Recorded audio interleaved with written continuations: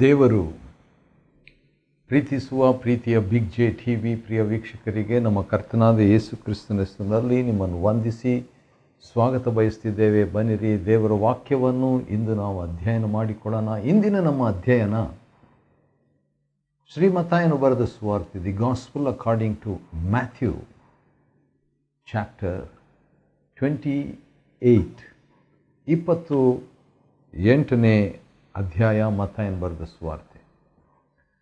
ಮತ್ತಾಯನು ಬರೆದ ಸುವಾರ್ತೆಯಲ್ಲಿ ಮೊದಲನೇ ಅಧ್ಯಾಯದಲ್ಲಿ ಮೊದಲನೇ ವಚನದಲ್ಲಿ ಯೇಸು ಕರ್ತನ ವಂಶಾವಳಿಯ ಕುರಿತಾಗಿ ಹೇಳುವಾಗ ಈತನು ದಾವಿದನ ವಂಶದವನು, ದಾವಿದನ ಪುತ್ರ ಅಂತ ಹೇಳಿದಾಗ ದಾವಿದನ ಅರಸನು, ಆದರೆ ಯೇಸು ಕರ್ತನು ಕೂಡ ಅರಸನ ವಂಶಾವಳಿಯಲ್ಲಿ ಬಂದಂಥ ಅರಸನು ಎಂಬುದನ್ನು ಹೇಳಿಬಿಟ್ಟು, ಈಗ ಅರಸನು ಬಂದಂಥ ಉದ್ದೇಶ ಹೌದು ರಕ್ಷಿಸುವುದಕ್ಕೆ, ಅವರು ನಿರೀಕ್ಷಿಸಿದ ಹಾಗೆ ರಕ್ಷಿಸಲಿಕ್ಕಲ್ಲ, ತನ್ನದೇ ಆದ ರೀತಿಯಲ್ಲಿ ಅಥವಾ ದೇವರ ಚಿತ್ತಾನುಸಾರವಾಗಿ, ತಂದೆ ದೇವರ ಚಿತ್ತಾನುಸಾರವಾಗಿ ಇರುವಂಥ ಒಂದು ರಕ್ಷಣೆ. ಆ ರಕ್ಷಣೆ ಪ್ರಕಾರವಾಗಿ ಆತನನ್ನು ಶಿಲುಬೆಗೆ ಹಾಕಿದರು, 3 ದಿವಸ ಸಮಾಧಿಯಲ್ಲಿಟ್ಟರು. ಆದರೆ 3ನೇ ದಿವಸ ಏನಾಯಿತು? ಆಶ್ಚರ್ಯ. ಅದನ್ನೇ ಮತ್ತಾಯ 28ರಲ್ಲಿ ನಾವು ನೋಡ್ತೇವೆ. ಸೂರ್ಯನು ಉದಯವಾಗುತ್ತಿದ್ದಾಗ ಮಗ್ದಲದ ಮರಿಯಳು ಮತ್ತು ಮತ್ತಾಯ 28:1 ಇನ್ನೊಬ್ಬ ಮರಿಯಳು ಸಮಾಧಿಯನ್ನು ನೋಡಲು ಬಂದರು. 3 ದಿನ ಆಗೋಯ್ತು. ಈಗ ಸಮಾಧಿ ಹತ್ರ ಇವರು ಬಂದಿದ್ದಾರೆ. ಆಗ ಮಹಾಭೂಕಂಪವಾಯಿತು. ಮತ್ತಾಯ 28ರಲ್ಲಿ 28 ಪುನರುತ್ಥಾನದ ಅನುಭವಗಳನ್ನು ನಾವು ಕಂಡುಕೊಳ್ಳಬಹುದು. 28 experiences of resurrection from Matthew 28. ಮತ್ತಾಯ 28ನೇ ಅಧ್ಯಾಯದಿಂದ ಪುನರುತ್ಥಾನದ 28 ಅನುಭವಗಳು ನಾವು ನೋಡಿಕೊಳ್ಳಲಿಕ್ಕಿದ್ದೇವೆ. ಅದರಲ್ಲಿ ಮೊದಲನೇ ಅನುಭವ ಮಹಾಭೂಕಂಪ. ಇದು ಹೇಗೆ ಅನ್ನಿಸ್ತದೆ ಅಂದರೆ, ದೇವರು ತನ್ನ ಶಕ್ತಿಯನ್ನು ತಿಳಿಸುವಂತೆ, ಪ್ರದರ್ಶಿಸುವಂತೆ, ವಿಶೇಷವಾಗಿ 2 ಸಹೋದರಿಯರು, ಮಗ್ದಲದ ಮರಿಯಳು, ಇನ್ನೊಬ್ಬ ಮರಿಯಳು, 2 ಬಂದಿದ್ದಾರೆ. ಆದ ಕಾರಣ ಅವರು ಅನುಭವಿಸುವಂತೆ ಆಯಿತು. ಆ ಪುನರುತ್ಥಾನದ ಒಂದು ಅನುಭವ ಅದೇನೆಂದರೆ ಭೂಕಂಪ. 2ನೇದಾಗಿ ಕರ್ತನ ದೂತನು ಪರಲೋಕದಿಂದ ಇಳಿದು ಬಂದನು. ಇದು ಪುನರುತ್ಥಾನದ 2ನೇ ಅನುಭವ. ಭೂಕಂಪ ಮೊದಲನೇ ಅನುಭವ, 2ನೇದು ಪರಲೋಕದ ಸಂದರ್ಶಕನು, ವಿಸಿಟರ್ ಫ್ರಮ್ ಹೆವೆನ್. ಆತನು ಬಂದು ಏನು ಕೆಲಸ ಮಾಡ್ತಾನೆ ಅಂತ ಹೇಳ್ಬಿಟ್ಟು ನೋಡುವಾಗ, ಬಾಗಿಲಿನಿಂದ ಕಲ್ಲನ್ನು ಉರುಳಿಸಿ, ವಾವ್, ಕಲ್ಲು ಅಡ್ಡಿಯಾಗಿತ್ತು, ಆಗ ಕಲ್ಲನ್ನು ಉರುಳಿಸಿ ಅಂತ ನೋಡ್ತೇವೆ. ಕಲ್ಲನ್ನು ಉರುಳಿಸಿಬಿಡ್ತಾನೆ ದೇವದೂತ. ಅದು ಆಶ್ಚರ್ಯ ನನಗೇನಂತ ಹೇಳಿದರೆ, ಮತ್ತಾಯ 28 2ನೇ ವಚನದಲ್ಲಿ ಉರುಳಿಸಿ ಅದರ ಮೇಲೆ ಕುಳಿತುಕೊಂಡನು. ವಾವ್! ಪರಲೋಕದಲ್ಲಿ ಅಲ್ಲಿಂದ ಬಂದು ಇಲ್ಲಿ ಕಲ್ಲಿನ ಮೇಲೆ ಕೂತ್ಕೊಳ್ಳುವಂಥ ಒಂದು ಸೀನ್. ಅದು ಯಾವುದೂ ಕೂಡ ಅಡ್ಡಿ ಆಗಲ್ಲ ಪುನರುತ್ಥಾನಕ್ಕೆ ಎಂಬುದಾಗಿ ತೋರಿಸುವಂಥ ರೀತಿಯಲ್ಲಿ ಕೂತ್ಕೊಂಡ. ಅವನು ಹೇಗಿದ್ದನು ಅಂತ ಹೇಳ್ಬಿಟ್ಟು ಮತ್ತಾಯನು ವಿವರಿಸ್ತಾನೆ. ಮತ್ತಾಯ 28 3ನೇ ವಚನದಲ್ಲಿ ಅವನ ರೂಪ ಮಿಂಚಿನಂತೆ ಇತ್ತಂತೆ. ಹಾಗಾದರೆ ಪುನರುತ್ಥಾನದ ಒಂದು ಅನುಭವ ಮಿಂಚಿನಂಥ ರೂಪ ಇರ್ತೈತೆ ನಮಗೆ ಅಂತ ತೋರಿಸ್ಲಿಕ್ಕೆ ಅವನು ಬಂದಿರ್ತಾನೆ. ಅವನ ಉಡುಪು ಹಿಮದಂತೆ ಬಿಳುಪಾಗಿದ್ದವು. ಉಡುಪು ಬಿಳುಪಾಗಿದ್ದು ಹಿಮದಂತೆ. ಹಾಗಾದರೆ ಪುನರುತ್ಥಾನದ 5ನೇ ಅನುಭವ ಏನೆಂದರೆ, ನಮ್ಮ ಉಡುಪು ಹಿಮದಂತೆ ಬಿಳುಪು. ಹೌದು. ಆದರೆ ಕಾವಲುಗಾರರು ಅವನಿಗೆ ಭಯಪಟ್ಟು ಅಲ್ಲಿ ಕೂತ್ಕೊಂಡಿದ್ದಂಥ ದೇವದೂತನ ನೋಡಿ ನಡುಗುತ್ತಾ ಸತ್ತವರ ಹಾಗಾದರೂ. ಹೌದು, ಪುನರುತ್ಥಾನ ಬದುಕಿದವರಿಗೆ, ವಿಶ್ವಾಸಿಗಳಿಗೆ ಶಕ್ತಿ, ದೇವರ ಶಕ್ತಿ. ಆದರೆ ಪುನರುತ್ಥಾನವು ಅವಿಶ್ವಾಸಿಗಳಿಗೆ ಮರಣ, ಸತ್ತವರ ಹಾಗೆ ಆದರಂತೆ. ಈಗ ಅವಿಶ್ವಾಸಿಗಳು ಅಥವಾ ಕಾವಲುಗಾರರು ಸತ್ತವರ ಹಾಗೆ ಆದರೂ, ಈಗ ಆ ದೇವದೂತನೀಗ ಇಬ್ಬರು ಮಹಿಳೆಯರು, ಸಹೋದರಿಯರು ಇದ್ದಾರಲ್ಲ, ಅವ್ರ ಕಡೆ ನೋಡಿಬಿಟ್ಟು ನೀವು ಭಯಪಡಬೇಡ್ರಿ. ಪುನರುತ್ಥಾನದ 7ನೇ ಅನುಭವ ನಿರ್ಭಯವಾಗಿರುವಂಥದ್ದು. ಇರುವಂಥ ಭಯದಲ್ಲಿನೇ ದೊಡ್ಡ ಭಯ ಮರಣ ಭಯನೇ ಹೋಯಿತು. ಈಗ ಸಣ್ಣ ಪುಟ್ಟ ಭಯಗಳಿಗೆ ಭಯಪಡುವಂಥ ಅವಶ್ಯಕತೆ ಇಲ್ಲ ಪುನರುತ್ಥಾನದ ಶಕ್ತಿಯಲ್ಲಿ. ಈ ಮತ್ತಾಯ 28ನೇ ಅಧ್ಯಾಯದಲ್ಲಿರುವಂಥ ಈ 28, ಮತ್ತಾಯ 28ರಲ್ಲಿರುವಂಥ 28 ಪುನರುತ್ಥಾನದ ಅನುಭವಗಳು, ಪುನರುತ್ಥಾನದ ಶಕ್ತಿಯ ಅನುಭವಗಳು ಕೂಡ. 6ನೇ ವಚನ, ದೇವದೂತನು ಆ ಸಹೋದರಿಯರಿಗಿಬ್ಬರಿಗೆ ಹೇಳ್ತಾನೆ, ಆತನು ಇಲ್ಲಿ ಇಲ್ಲ, ಯೇಸು ಇಲ್ಲಿ ಇಲ್ಲ, ನಾಟ್ ಇನ್ ಗ್ರೇವ್. ಇಲ್ಲಿ ಅಂದರೆ ಸಮಾಧಿಯಲ್ಲಿ ಇಲ್ಲ. ಅದೇ ಪುನರುತ್ಥಾನದ ಅನುಭವ.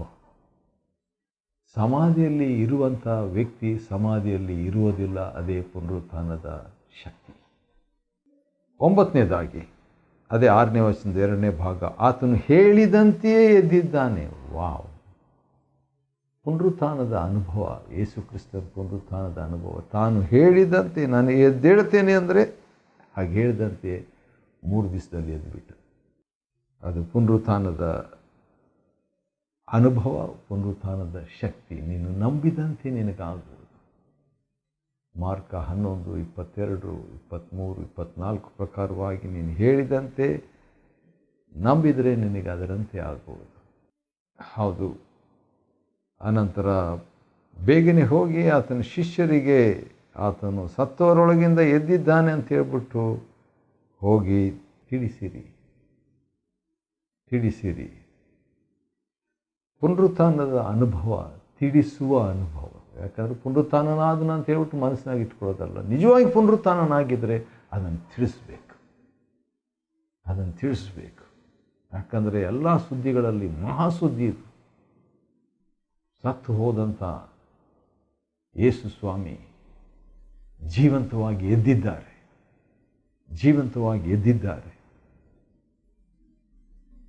ಹೌದು, ಮೃತ್ಯುಂಜಯನಾಗಿದ್ದಾರೆ. ಇದನ್ನು ತಿಳಿಸ್ರಿ ಅಂತ ದೇವದೂತನು ಆ ಇಬ್ಬರು ಸಹೋದರಿಯರಿಗೆ ಹೇಳಿದಾಗ, ಮಹಿಳೆಯರಿಗೆ ಹೇಳಿದಾಗ, 8ನೇ ವಚನ, ಮತ್ತಾಯ 28:8, ಅವರು ಭಯದಿಂದಲೂ ಮಹಾ ಸಂತೋಷದಿಂದಲೂ. ವಾವ್! ಈಗಾಗಲೇ ಭಯಪಡಬೇಡ್ರಿ ಅಂತ ಹೇಳಿದ್ರು, ಆದರೆ ಸ್ವಲ್ಪ ಭಯ ಇತ್ತು. ಆ ಭಯ ಇಟ್ಕೊಂಡಿದ್ದಾಗ ಅದ್ರ ಜೊತೆಯಲ್ಲಿ ಮಹಾ ಸಂತೋಷ ಬೇರೆ ಆಗ್ಬಿಡ್ತು. ಮಹಾ ಸಂತೋಷ, ಪುನರುತ್ಥಾನದ ಅನುಭವ, ಮಹಾ ಸಂತೋಷದ ಅನುಭವ. ಲೂಕ 2ನೇ ಅಧ್ಯಾಯ 10-11ನೇ ವಚನದಲ್ಲಿ ಆತನ ಜನನ, ಇಗೋ ಈ ಹೊತ್ತು ನಿಮಗೆ ದಾವೀದನ ಊರಿನಲ್ಲಿ ಒಬ್ಬ ರಕ್ಷಕನು ಹುಟ್ಟಿದ್ದಾನೆ, ಆತನೇ ಕರ್ತನಾಗಿರುವ ಕ್ರಿಸ್ತನು. ಜನರಿಗೆಲ್ಲ ಮಹಾ ಸಂತೋಷ ಆತನ ಜನನದಲ್ಲಿ. ಈಗ ವಿಶ್ವಾಸಿಗಳಿಗೆ ಮಹಾ ಸಂತೋಷ ಆತನ ಪುನರುತ್ಥಾನದಲ್ಲಿ. ಸಂತೋಷದಿಂದ ಸಮಾಧಿಯಿಂದ ಬೇಗನೆ ಹೊರಟು ಹೋಗಿ, ಬೇಗನೆ. ಪುನರುತ್ಥಾನದ ವಿಷಯ ನಿಧಾನವಾಗಿ ಹೇಳುವ ವಿಷಯ ಅಲ್ಲ, ಅದು ಬೇಗನೆ ಹೇಳಿದರೆ, ಹೇಗೆ ಹೇಳಿದ್ರೆ ಅಂತ ಹೇಳ್ಬಿಟ್ಟು ತಿಳಿಸೋದಕ್ಕಾಗಿ ಓಡಿ ಹೋದರು. That's very good. ಈಗ ಇಬ್ಬರು ಮಹಿಳೆಯರು ಇನ್ನೂ ಸೂರ್ಯನು ಉದಯವಾಗುತ್ತಿದ್ದಾಗ ಓಡ್ತಾ ಇದ್ದಾರೆ. ಅಂದರೆ ಇವರು ಬೇರೆಯವರು ನೋಡಿಬಿಟ್ರು, ಏನು ಹೀಗೆ ಓಡ್ತಿದ್ದಾರೆ ಇವರು, ಅಪರೂಪ ಇದು, ಯಾವಾಗಲೂ ನಡ್ಕೊಂಡು ಹೋಗೋರು ಇವತ್ತು ಓಡ್ತಾ ಇದ್ದಾರೆ, ಏನಿರ್ಬೋದು. ಆದರೆ ಪುನರುತ್ಥಾನದ ಅನುಭವ ಓಡುವ ಅನುಭವ, ಅದು ತಟಸ್ಥ ಅನುಭವ ಅಲ್ಲ, ಅದು ಕೃತಾರ್ಥತೆಯ ಅನುಭವ, ಕಾರ್ಯಶೀಲದ ಅನುಭವ. ಅವರು ಯೇಸುವಿನ ಶಿಷ್ಯರಿಗೆ ತಿಳಿಸುವುದಕ್ಕೆ ಹೋಗುತ್ತಿದ್ದಾಗ ಯೇಸು ತಾನೇ ಅವರನ್ನು ಸಂಧಿಸಿ. ಇದು ನನಗೆ ಬಹಳ ಇಷ್ಟ. ಯಾಕಂತ ಹೇಳಿದರೆ, ಯೇಸುವನ್ನು ತಿಳಿಸುವುದಕ್ಕೆ ಹೋಗುವಾಗ ಯೇಸು ತಾನೇ ಬಂದ. ಅದರಿಂದ ನಾವೇನು ಕಲಿತೀವಿ ಅಂತ ಹೇಳಿದರೆ, ಯೇಸುವನ್ನು ತಿಳಿಸುವವರು ಯೇಸುವನ್ನೇ ಅನುಭವಿಸುವರು. ಇನ್ನೊಂದು ಸಾರಿ ಹೇಳ್ತೇನೆ, ಯೇಸುವನ್ನು ತಿಳಿಸುವವರು ಯೇಸುವನ್ನೇ ಅನುಭವಿಸುವವರು, ಅಥವಾ ಯೇಸುವನ್ನೇ ತಿಳಿಸುವವರು ಯೇಸುವನ್ನೇ ಸಂಧಿಸುವವರು.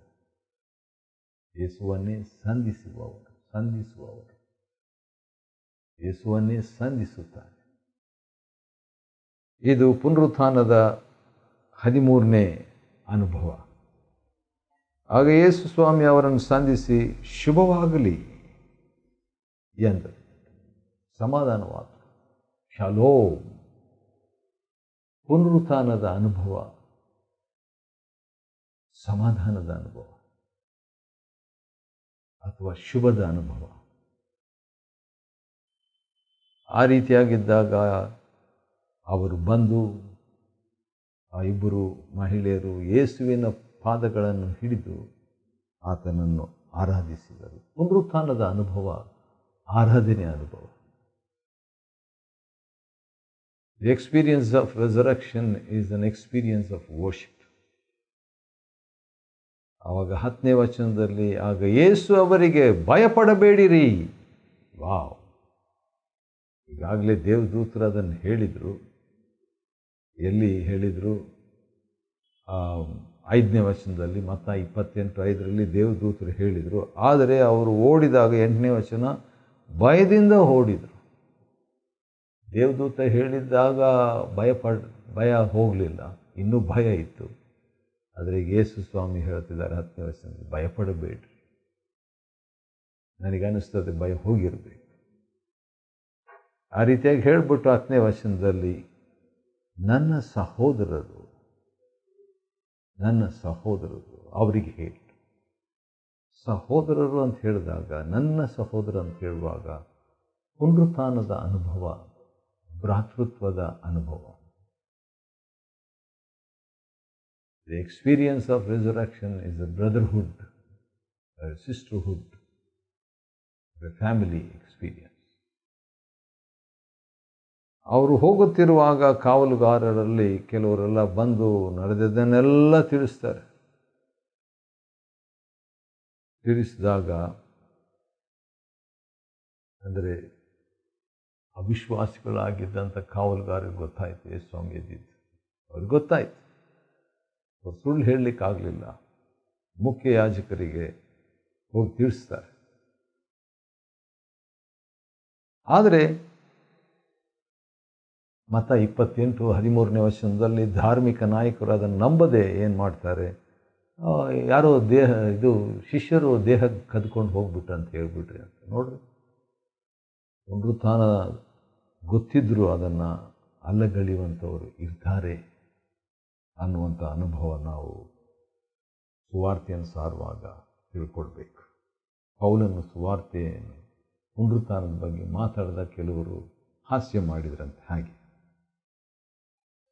16ನೇ ವಚನ, ಮತ್ತಾಯ 28:16, ಶಿಷ್ಯರು ಯೇಸು ತಮಗೆ ನೇಮಿಸಿದ ಸ್ಥಳಕ್ಕೆ ಹೋದರು. ಹೌದು, ಪುನರುತ್ಥಾನದ ಅನುಭವ ನೇಮಕದ ಅನುಭವ. It's an place of appointment. ಅಲ್ಲಿ ಹೋದಾಗ ಏನಾಯಿತು? ಯೇಸು ಸ್ವಾಮಿ ಹೇಳಿದ ಹಾಗೆ ಬೇರೆ ಬೆಟ್ಟಕ್ಕೆ ಹೋಗಿದರೆ ಆಗ್ತಿದ್ದಿಲ್ಲ. ಅದು ಹೇಳಿದ ಕಡೆನೇ ಗಲಿಲಾಯದಲ್ಲಿರೋ ಬೆಟ್ಟಕ್ಕೆ ಅವರು ಹೋದಾಗ ಯೇಸುವನ್ನು ನೋಡಿದರು. 17 ಮತ್ತಾಯ 28:17, ಯೇಸುವನ್ನು ನೋಡಿದರು.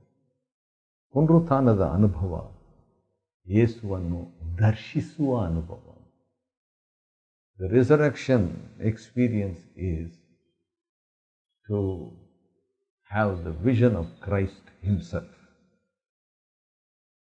ಮತ್ತೆ ಇನ್ನೊಂದು ಸಾರಿ ನೋಡುವಾಗ 28ನೇ ಅಧ್ಯಾಯ 17ನೇ ವಚನದ 2ನೇ ಭಾಗ, ಯೇಸುವನ್ನು ನೋಡಿ ಆರಾಧಿಸಿದರು. ಯೇಸುವನ್ನು ನೋಡಿದಾಗೆಲ್ಲ ಏನು ಮಾತಾಡಲಿಕ್ಕಾಗದೆ ಆರಾಧಿಸುವಂತೆ ಮಾಡ್ತದೆ. ಆ ಸಹೋದರಿಯರು ಇಬ್ಬರು ಆ ಅನುಭವ ಹೊಂದಿದ್ರು. 11ನೇ ವಚನ ಅಥವಾ 9ನೇ ವಚನ. ಪುನರುತ್ಥಾನದ ಅನುಭವ ಆರಾಧನೆಯ ಅನುಭವ.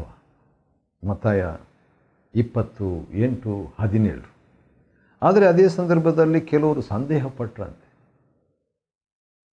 ಪುನರುತ್ಥಾನದ ಅನುಭವ ಯೇಸುಸ್ವಾಮಿ ನೋಡಿದರೂ ಸಂದೇಹ ಪಡುವ ಅನುಭವ.